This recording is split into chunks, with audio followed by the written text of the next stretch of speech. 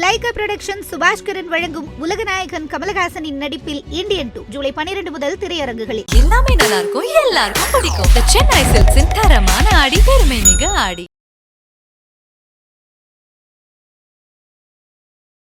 நிறைய பேருக்கு இதயம் சம்பந்தமான நோய்கள், அதாவது ஹார்ட் அட்டாக் தான் அதிக அளவில் நம்ம பார்த்துட்டு இருக்கோம். இளம் வயதில் இருக்கவங்களுக்கே இந்த ஹார்ட் அட்டாக் அதிக அளவில் வருது. இதுக்கு என்ன காரணம்? நான் இதே துறையில் ஆரம்பித்த பொழுது இந்த ஹார்ட் அட்டாக், இந்த உயிர்கொல்லி நோய், இப்போ உலகத்தில் உயிர்கொல்லி நோய் நம்பர் 1 ஹார்ட் அட்டாக்மா.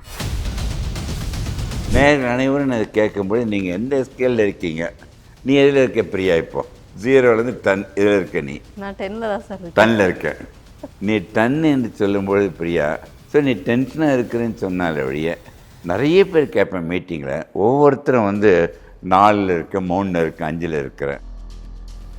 இன்னைக்கு காலநிலையில் நம்ம வேலை டென்ஷன், அங்கே போகிறது இங்கே போகிறதுன்றப்போ வீட்டில் ஒரு டென்ஷன் இருக்கும், ஒர்க் பிளேஸில் ஒரு டென்ஷன் இருக்கும். இதெல்லாம் தாண்டி நம்ம மகிழ்ச்சியாக இருக்குது அப்படிங்கிறது கொஞ்சம் கஷ்டமான விஷயம்தான். பட் முடியாதுன்னு சொல்லலை. அதை எப்படி நம்ம மகிழ்ச்சியாக வச்சுக்கிறது? மகிழ்ச்சின்றது என்ன தெரியுமாம்மா? உள் உணர்வு மட்டும். இப்போ நீ மகிழ்ச்சியாக இருக்குன்னு முடிவு பண்ணிவிடு. இப்போ மகிழ்ச்சி யாராவது எடுத்துகிட்டு போயிட முடியுமா? இதய ரத்த குழாய், இதய ரத்தோட 2 மில்லிமீட்டர் தான். இது பெருசாக காட்டுறேன். எல்லோரும் நம்ம கொலஸ்ட்ரால்னா பயப்படுறோம்ல, பயப்படுறீங்களா இல்லையா? உண்மையில் ரத்தத்தில் கொலஸ்ட்ரால் இருப்பதால் தான் இதயம் வேலை செய்யும். இன்னைக்கு என் கூட இதய நல மருத்துவர், சென்னை பேராசிரியர் டாக்டர் வி சொக்கலிங்கம் சார் தான் இருக்காரு. வணக்கம் சார். வணக்கம்மா. நல்லா இருக்கீங்களா? நல்லா இருக்கேம்மா சார். ரொம்ப சந்தோஷம் சார். இன்னைக்கு பார்த்தீங்கன்னா நிறைய பேருக்கு இதயம் சம்பந்தமான நோய்கள், அதாவது ஹார்ட் அட்டாக் தான் அதிக அளவில் நம்ம பார்த்துட்டு இருக்கோம். ஸோ இளம் வயதில் இருக்கவங்களுக்கே இந்த ஹார்ட் அட்டாக் அதிக அளவில் வருது. இதுக்கு என்ன காரணம்? இது ஒரு அருமையான கேள்வி. இதை கேட்டுக்கொண்ட நேயர்கள் அனைவருக்குமா, நான் சொல்லுகின்ற கருத்தை கேட்டு யாரும் பயந்துடக்கூடாது. உங்கள் அனைவருக்கும் அதை புரிய வச்சு நான் சொல்லுவதை மனதில் பதிந்து கடைப்பிடிக்க ஆரம்பித்து விட்டால் நான் கட்டாயம் ஒன்று கேரண்டி கொடுக்க முடியும், உங்கள் இதயம் 100 வருடம் இயங்குவதற்காக. இப்போ பாருங்களேன், இப்போ 56 வருடமாக இதயத்துறையில் இருக்கிறேன். நான் இதயத்துறையில் ஆரம்பித்த பொழுது இந்த ஹார்ட் அட்டாக், இந்த உயிர்கொல்லி நோய், இப்போ உலகத்தில் உயிர்கொல்லி நோய் நம்பர் 1 ஹார்ட் அட்டாக்மா. அது முதல்ல 80 வயதை தாண்டி வந்தது. அப்புறம் 70 வயதை தாண்டி 60, 50, 40, 30. இப்போல்லாம் ரொம்ப ஆச்சரியப்படுவீங்க, 20 வயதுலேருந்து 30 வயது வரை ஆண்கள் பெண்கள் இந்தியாவில் மட்டும் 1 மணி நேரத்திற்கு 90 பேர் இறக்குறாங்க. ரொம்ப ரொம்ப வருத்தமாக இருக்குது. அதுக்கு முற்றுப்புள்ளி வைக்கும்போது தான் இந்த நேர்காணலை நான் பயன்படுத்தணும்னு நினைக்கிறேன். இந்த என்னை பொறுத்த வரைக்கும் உயிர்கொல்லி நோய் 3 உலகத்தில். 1 மாரடைப்பு, 2வது கேன்சர், 3வது ஆக்சிடெண்ட்டில் சூசைடை சேர்த்துங்க. இந்த 3 உயிர்கொல்லி நோயும் ஒரு தனி மனிதன் தன் மனம் வைத்தால் 100க்கு 100 தடுக்க முடியும். ஸோ அதை பற்றி விழிப்புணர்வும் இல்லை, விழிப்புணர்வு இருக்கவும் கடைப்பிடிக்கிறது இல்லை. அதனால தான் இது அதிகமாக இருக்குதுமா. இது மிக முக்கியமான என்ன காரணம்னா, உங்களுக்கு சொன்னால் ரொம்ப ஆச்சரியப்படுவீங்க. இதை பாருங்களேன், இதயம் என்பது கையளவு, அது இடது பாகத்தில் இருக்குது. ஒரு நிமிடத்திற்கு 72 முறை, ஒரு நாளைக்கு 1,00,000 முறை துடிக்குது. நம்ம வாழ்கின்ற 100, 90, 110 விடைவிடாமல் துடிக்கின்ற இதயம் என்ன வேணும்? உங்களுக்கு ஒரு கேள்வியாகவும் கேட்குறேன் பிரியா. இதயம் என்று பேச ஆரம்பித்துட்டுன்னு வச்சுக்க, இதயம் பேசுகின்றது. அது ஒன்று என்ன கேட்கும்னு நினைக்கிறேன் பிரியா? அது என்ன கேட்கும்? இதயம் பேசுது. இப்போ அமெரிக்கா, கனடாலாம் போயிருந்தேன், உலக நாடுகளெல்லாம் போனேன், இந்த கேள்வி தான் வச்சுருக்கேன். இதயம் பேசினால் அது என்ன கேட்கும் உன்னிடம்? சொல்லு பார்க்கலாம். எது கேட்கும்? என்ன கேட்கும்? எதுவாக இருக்கட்டும் சொல்லு. நான் என்ன தனிப்பட்டு கேட்டால் நான் பயங்கரமாக டென்ஷன் ஆவேன். ஸோ ஏன் இப்படி டென்ஷன் ஆகுறேன்னு கேட்கும். இது ஏன் டென்ஷன் ஆகுதுன்னு கேட்குறேன்றது. ஓகே, ஏன் நீ டென்ஷனாக இருக்கிற? ஏன்னா உன்னோட சூழ்நிலை அந்த நிலைக்கு வச்சிருக்குது. ஒத்துக்கிறோம்மா? வேறு என்ன கேட்கும் இதயம்? டென்ஷன் இல்லாத இருக்குன்னு கேட்குறது ரொம்ப அருமையான பாயிண்ட்டு. வேறு என்ன கேட்கும் இதயம்? கொஞ்ச நேரம் ஓய்வு கேட்கும். ஆமாம், ரெஸ்ட் எடுத்துக்கும் சொல்லிடுச்சுன்னா உன் இதயம் நின்று விடும். அவ்வளோதான், ஸ்டாப், எல்லாமே உயிரே போயிடுமே. ஸோ ஓய்வு எடுத்து சொல்ல முடியாது. வேறு என்ன இருக்குன்னு நினைக்கிறேங்க? வேறு என்ன இருக்கும் தெரியலையே சார். நிறைய பேர் என்ன சொல்லுவாங்க, நல்ல உணவு, உடற்பயிற்சி, இதெல்லாம் முக்கியம். இதயம் பேசினால் கேட்பது ஒன்றே ஒன்று, நீ மகிழ்ச்சியாக இரு. இப்போ பாருங்களேன், இது என்ன சிம்பிள்மா? ஸ்மைலி. ஸ்மைல். எவன் ஒருவன் தன் மகிழ்ச்சியை இழக்காமல் இருக்கின்றார்களோ எந்த சூழ்நிலையிலும் அவர் 100 வருடம் வாழ்வது கட்டாயம். ஸோ இதயத்திற்கு நான் வைத்திருக்கின்ற 20 டிகிரியோ, நீ வைத்திருக்கின்ற நகையோ, சொத்தோ, காரோ எதுவுமே தேவையில்லை. உன் பட்டமும் வேண்டாம், பதவியும் வேண்டாம். இதயம் இயங்க வேண்டும் என்றால் அதற்கு தேவை ஒன்றே ஒன்று, மகிழ்ச்சி மட்டும். இந்த டாக் ஒன்று கொடுத்தேன். இந்த மகிழ்ச்சி நம்மளது ஒன்றுன்னு சொல்லிடுறேன், உங்களுக்கு ஆச்சரியப்படுவீங்க. சமீபத்தில் லண்டன்லேயும் ஈஸ்ட் ஆப்பிரிக்காலும் பேசுனது. இதை பார்த்தா இந்த சார்ட் தெரியுது இல்லைம்மா, இந்த 1 0 வச்சுங்க மகிழ்ச்சி, இது 10 மகிழ்ச்சிமா. ஸோ மகிழ்ச்சியுடைய கிரேடேஷன் 0லேருந்து 10 வரைக்கும். நேர்கள் அனைவரும் நான் கேட்கும்போது நீங்கள் எந்த ஸ்கேலில் இருக்கீங்க, நீ எதில் இருக்க பிரியா? இப்போ 0லேருந்து 10 இதில் இருக்க. நான் 10ல் தான் சார். 10ல் இருக்க. நீ 10 என்று சொல்லும்பொழுது பிரியா, நீ 100 வருடம் என்னுடைய பெண்ணாகவே, என் பொண்ணு பேரும் பிரியாம்மா. ஸோ நீ 100 வருடம் வாழ்வது கட்டாயம். ஸோ நீ டென்ஷனாக இருக்கிறேன்னு சொன்னால வழிய நிறைய பேர் கேட்பேன் மீட்டிங்கில், ஒவ்வொருத்தரும் 4ல் இருக்க, 3ல் இருக்க, 5ல் இருக்கிறேன். அவர்கள் சொல்கிறது உண்மை. இந்த சூழ்நிலை அவர்களை மகிழ்ச்சியை குறைத்து வைத்திருக்கின்றது. ஞாபகம் வச்சுக்கணும், சொக்கலிங்க தெய்வமே உருவெடுத்து உங்கள் பிரச்சனைகளை போக்க எந்த தெய்வத்திற்கும் கூட முடியாது. ஏனெனில் பிரச்சனை தான் உங்களை வாழ வைக்கிறது. பிரச்சனையற்ற மனிதன் உலகத்தில் இல்லைல்லம்மா. ஸோ பிறந்து வாழ்ந்து இறக்கின்ற வரை பிரச்சனையற்ற மனிதன் உலகத்தில் கிடையாது. நீ சொல்லுகின்ற நண்பர் நிறைய பேஷண்ட்டுங்க, நிறைய ஃப்ரெண்ட்ஸு கான்ஃபரன்ஸில் 5, 3, 2 சொல்கிறது சூழ்நிலையினால் அந்த மகிழ்ச்சியை குறைத்து. நான் என்ன சொல்கிறேன், எந்த சூழ்நிலையாக இருக்கட்டும், சூழ்நிலை எதுவாக இருந்தாலும் ஒன்று ஞாபகம் வச்சுக்க, நேயர்கள் அனைவருமே 10 என்று நீ சொன்னல, அந்த உள்மனதில் மகிழ்ச்சியுடன் 10ல் இருந்து கொண்டு மகிழ்ச்சி அற்ற நிலையில் இருக்கின்ற 3 நாளெல்லாம் போக்குறதுக்கு முயற்சி பண்ணு. அப்படி இருந்துட்டீங்கன்னா போய்கிட்டே பிரச்சனை இருக்குது, கண்டுபிடிச்ச போக்குற முயற்சி பண்ணுற, அதுதான் உன் மகிழ்ச்சி. அந்த பிரச்சனையை பார்க்கறதுக்கு உயிர் இருக்குது, போக்குறதுக்கு சக்தி இருக்குது. அந்த பிரச்சனைக்காக கவலைப்பட்டு ஹார்ட் அட்டாக் வந்தால் பிரச்சனை போயிடுமா? போகாது. ஸோ பிரச்சனையற்ற மனிதன் பிரச்சனையை கண்டுபிடித்து மகிழ்ச்சி என்ற 10ல் நீங்கள் அனைவரும் இருந்து கொண்டு அந்த பிரச்சனையை போக்க முயற்சி பண்ணிங்கன்னா இதயம் அட்டாக்கில் எதுவுமே வேதியம் வராது. சரி, சொக்கலிங்கத்தை ஒரு கேள்வி கேட்டேன், நீ எந்த மகிழ்ச்சியில் இருக்க? நீ என்ன ஒரு கேள்வி கேள, நீங்கள் சொல்லுங்கள் சார். நான் எந்த மகிழ்ச்சியில் இருக்கேன் சொல்லல, நான் எதில் இருப்பேன்னு நினைக்கிறேன், நீங்கள் சொல்லம்மா. கண்டிப்பாக நீங்களும் 10ல் தான் இருப்பீங்க. 10ல் இருக்கேன்னு சொல்கிறல்ல, நான் சொல்லட்டுமா? நான் 11ல் இருக்கிறேன் பிரியா. 11. ஸோ மகிழ்ச்சி என்பது அளவுக்கு தான் சொன்ன தவிர மகிழ்ச்சியை எந்த நிலையிலும் இழக்காது. அந்த மகிழ்ச்சி என்ற ஒரு நிலையில் இருந்து விட்டால் உன்னை எந்த சக்தியும் அழிக்க முடியாது. கண்டிப்பாக சார். இப்போ சொல்லுமா, நிறைய பேர் லண்டனில் பேசும்பொழுது ஒரு லேடி கேட்குறாங்க, எம்டெக் படிச்சுட்ருக்காங்க, எப்படி சொக்கலிங்க நீங்களாம் மகிழ்ச்சியாக இருக்கீங்க, எங்களால் முடியலையே. நிறைய பேர் கேள்வி அதுதான். அதான் கேள்வி, எப்படி இன்னைக்கு காலநிலையில் நம்ம வேலை டென்ஷன், அங்கே போகிறது இங்கே போகிறதுன்றப்போ வீட்டில் ஒரு டென்ஷன் இருக்கும், ஒர்க் பிளேஸில் ஒரு டென்ஷன் இருக்கும். இதெல்லாம் தாண்டி நம்ம மகிழ்ச்சியாக இருக்குது அப்படிங்கிறது கொஞ்சம் கஷ்டமான விஷயம்தான். பட் முடியாதுன்னு சொல்லலை. அதை எப்படி நம்ம மகிழ்ச்சியாக வச்சுக்கிறது? ஸோ அருமையான கேள்வி. அவங்க கேட்டதே நீ ஏன் கேட்குற? இப்போது மகிழ்ச்சின்றது என்ன தெரியுமாம்மா? உள் உணர்வு மட்டும். இப்போ நீ மகிழ்ச்சியாக இருக்குன்னு முடிவு பண்ணிவிடு. உன் மகிழ்ச்சி யாரை எடுத்துகிட்டு போயிட முடியுமா? உன் நகையை எடுத்துக்கலாம், உன் உயிரை கூட எடுத்துக்கலாம், உன் பணம் எல்லாமே எடுத்துக்கலாம். உள்ளே தோன்றுகின்ற உணர்வான மகிழ்ச்சி என்பது இருக்கின்ற எதுவாக இருக்கட்டும், நீ சொல்கிற கருத்து அனைத்தும் உண்மை.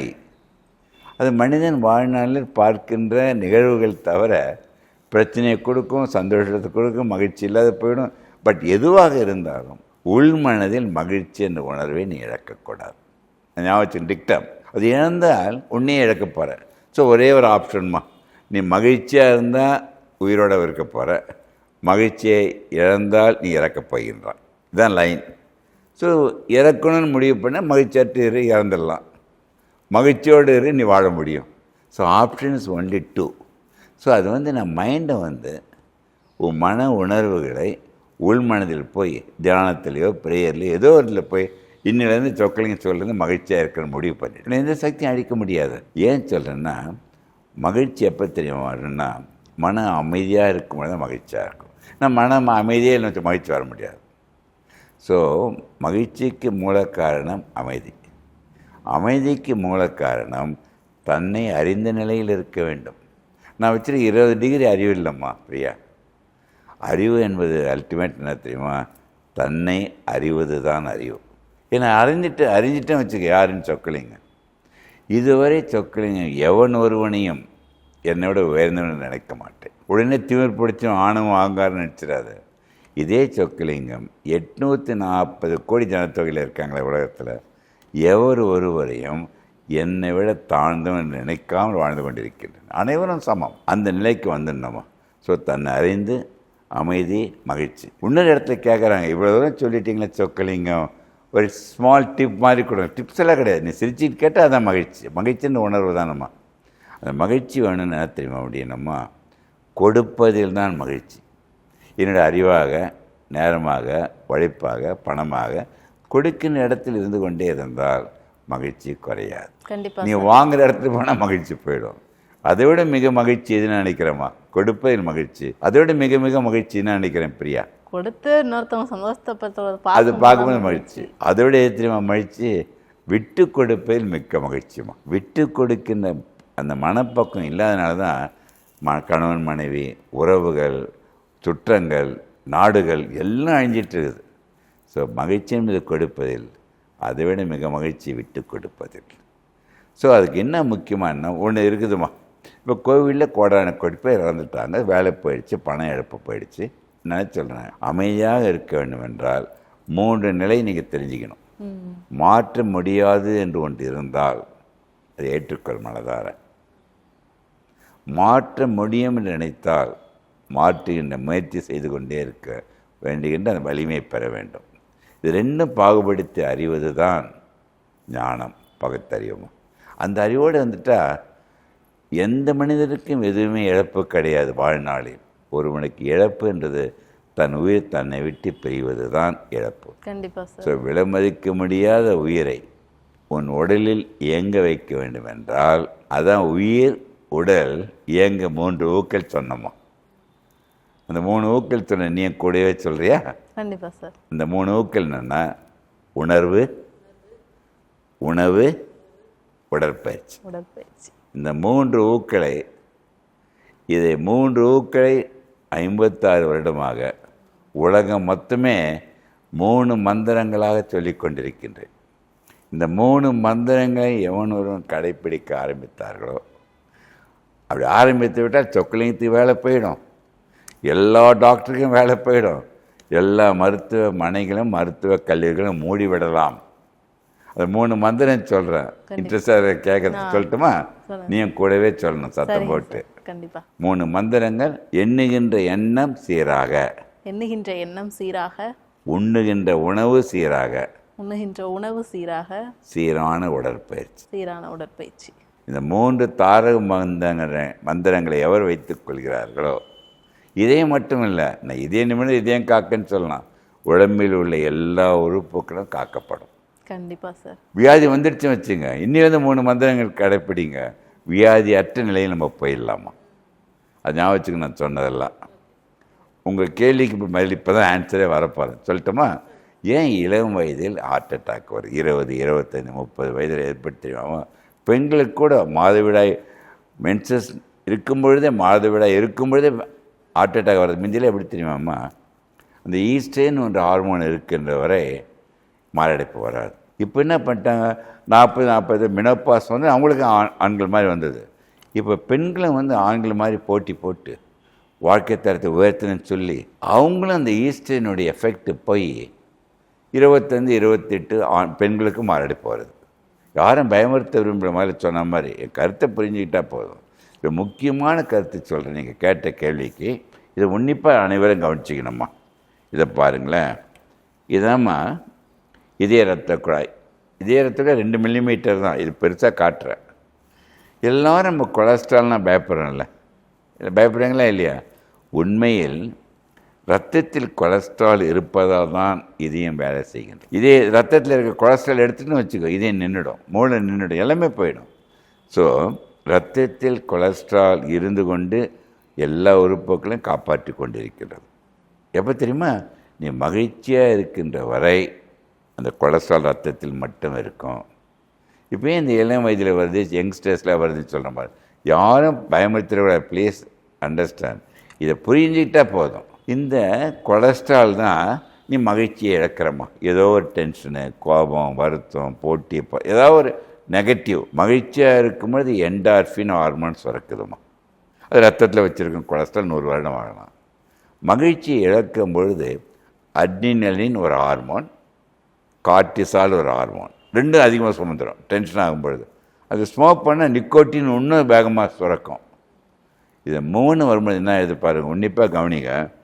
அந்த கிரானிக் ஸ்டேஜ் ஒருத்தர் இருக்குதுன்னு வச்சுக்க, ஏதோ ரீசன், திருமணமாகணும், திருமணமான குழந்தை, வேலை, படிப்பு எல்லாமே ஒரு ஸ்டேஜ் கிரானிக்காக இருக்கும்போது என்ன போயிடுது, அந்த கொலஸ்ட்ரால் இங்கே பாருங்கள் உன்னிப்பாக கொஞ்சம் கொஞ்சமாக இரத்த குழாயில் படிக்கின்றது. அந்த இரத்த குழாயில் கொலஸ்ட்ரால் படிவதற்கு ஒரே ஒரு காரணம், நீ மகிழ்ச்சியை இழப்பதால்.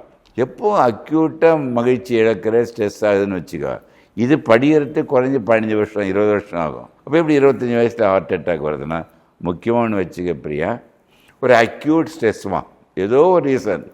இப்போ நீட் எக்ஸாமினேஷன் எழுதுகிறாங்க, ஃபெயில் ஆகிடுறாங்க.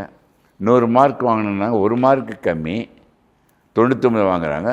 நான் தூக்கு போட்டு மருந்து சாப்பிட்டு இறக்கிறது அதுவே கட்டாயம் தடுக்க வேண்டும்.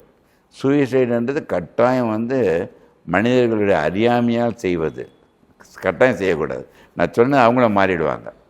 நான் என்ன சொல்ல வரேன் பாருமா, அக்யூட் ஸ்ட்ரெஸ் ஒன்று இருக்குது. வேலை போயிடுது, உறவினர் இறக்குறாங்க, உடனே உன்னிப்பாக கவனிங்க, அதில் சின்ன ஒரு கீறல் விழும்மா. எது, இந்த லைனிங்கில், இந்த சகப்பில் கீறல் விழுந்தோடனே என்ன ஆகுதுன்னா, அந்த இடத்துல பாருங்களேன், இந்த ஸ்லைடில், இந்த இதில் ரத்தம் உடனே உறையுது. ஸோ அடைப்படுவதற்கு குறைந்தது 20 வருஷம் 15 வருஷம். இந்த ரத்தம் உறையிறதுக்கு 2 நிமிடம் போயிடும். ஓகே, அந்த 2 நிமிடத்தில் உறையும் பொழுது இதயம் நின்றுடும், உயிர் போயிடுது. ஸோ ரத்தம் அடைப்படுவது, ரத்தம் உறைதல், அக்யூட் ஸ்ட்ரெஸ்ஸில் என்னாங்க தெரியுமா, அதை பாருங்கள். இப்படி இதில் நம்ம ரத்த குழாய் வேகமாக சுருங்கும். இது 3ம் தான் மாரடைப்புக்கு காரணம். என்னென்னா, இரத்த குழாய் அடைப்படுதல், ரத்தம் உறைதல், இரத்த குழாய் சுருங்குதல். இப்படி சொன்னால் ஆச்சரியப்படுங்க நேயர்கள் அனைவரும். நீங்கள் மகிழ்ச்சியாக இருந்தால் இது 3ம் நடக்கவே நடக்காது. மாரடைப்பு நேத்திரியமாக வந்ததுமா, மார்பில் அடைப்பு மாதிரி இருக்கிறது ஒரு ஹெவியாக பாரமாக இருக்கும் மனது, இதயத்தில். அது மாதிரி வலி எதுவுமே இருக்க முடியாது. ஒரு ஃபுல்லாக கன்ஸ்ட்ரிக்ட் பண்ணாமல் இருக்கும். லைகா புரொடக்ஷன் சுபாஷ்கரன் வழங்கும் உலகநாயகன் கமலஹாசனின் நடிப்பில் இந்தியன் 2 ஜூலை 12 முதல் திரையரங்குகளில். நம்ம சென்னை சில்க்ஸின் பெருமை மிக ஆடி சேல். தரமான ஆடி, பெருமை மிக ஆடி.